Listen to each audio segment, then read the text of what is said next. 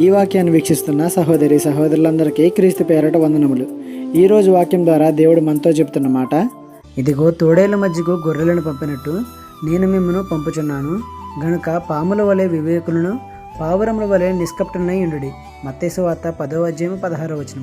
ఇక్కడ లోకమంతా తోడేళ్లతోనే నిండిపోయింది. అంటే మోసం చేసేవారితో, హింసలు చేసేవారితో, పాపం చేసేవారితో, దేవుని మార్గాన్ని వ్యతిరేకించే వారితో నిండిపోయింది.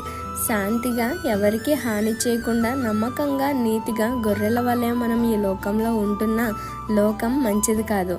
కాబట్టి పాము వలె వివేకంగా ఉండాలంట. పాము ప్రమాదం వస్తే ముందే గుర్తిస్తుంది. సాధారణంగా ఎవరితోనూ గొడవ పెట్టుకోదు. అలానే మనం కూడా జ్ఞానంతో వ్యవహరించాలి. పావురం వలె నిష్కపటులుగా ఉండాలంట.